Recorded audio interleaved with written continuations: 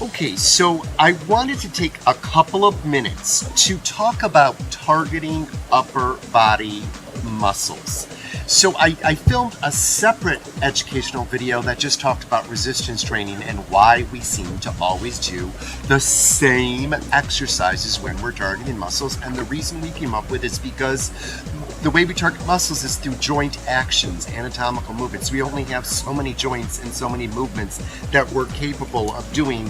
So now that I'm in the water, let me explain a little bit more and get focused in on upper body. I have, as I said in that other video, been doing the same exercises in the gym for 30 years. Let's take a look at some of the exercises that target the chest. I'm in the water right now, so basically that's what I'll talk about is drag water resistance. So if I want to target the chest, I have to turn my thumbs up and I have to have my palms going inward. So basically, if I was just targeting the chest, I would have to go, here's the full resistance, and slice out for less resistance on my back. Full resistance, full palm in, thumbs up, slice out. Now, if I have good muscles, good shoulders, I can do full in, full out. That's gonna equally distribute chest, back of shoulders. Chest, back of shoulders. If I go full in, slice out, I've got my chest. If I go slice in, full out, now you're working back of shoulders. So maybe this will give you some idea of why it's really important to shake your hands during the videos as I'm cueing resistance training. So if I want to work my back, basically the posterior muscles, you're going to have to do a full pushing the water, the resistance behind you, and then a slice forward. Full and a slice. Full and a slice. That's going to target the latissimus, the posterior deltoid, and the tricep as those straight arms move that resistance, that water behind me. I can go full, as long as your shoulders, as long as you can do that, you're going to get more of an equal distribution of posterior muscles in the back to anterior muscles in the front.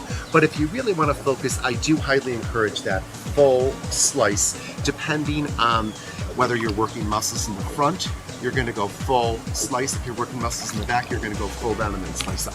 Right? So if we did the biceps, I think that makes sense. They're in the front. So we'd have to do with our arm curls, full slice down.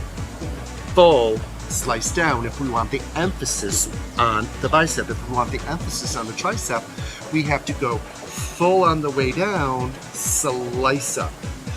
Full resistance of that full palm, and then that thinner slice up, putting the load on the tricep. If we want equal distribution, we would, with the palms down or palms up, it wouldn't matter. We would go full down, full up, full down, full up. It doesn't matter whether you turn your palm up or down, you're still working bicep and tricep with that elbow flexion with the full hand. Now, basically, that's with hand positions. In the video that I did, upper body circuits, I'm using the Aqua, and just a quick note too, if you're using gloves, the same rules apply that we just talked about. Gloves just fit on your hand, and the same rules apply with web gloves. You're gonna get a lot more resistance. Now I'm gonna walk over and I'm gonna get my Aqualogics bells, because I want to explain how these mimic hands. So right now, I have the seam up. With that seam up, that is like a sliced hand going up. Here is a flat side. You can see that flat side. So let's say, for example, if I push that flat slide down and that seam side up, here's your pop quiz. Which muscles are getting more load? The muscles in the back, the posterior, or the muscles in the front? The answer is the muscles in the back, because the flat side is pushing the water back. If I want to work the muscles to the front, just like my palm, I would have to turn the flat side up.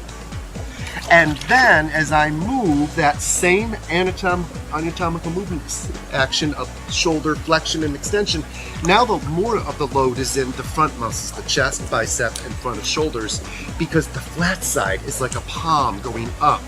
and then slicing down because the seam side is on the bottom. Now, this is crucial to using these. There's no point having these if you don't understand when you're trying to target your muscle groups that this is important. When you want to work the front muscles of the body, the chest, bicep, front of shoulders, you gotta have the flat side showing. When you want to work the back, the posterior muscles, you've got to have the flat side on the way on down with the seam side up. That's just crucial.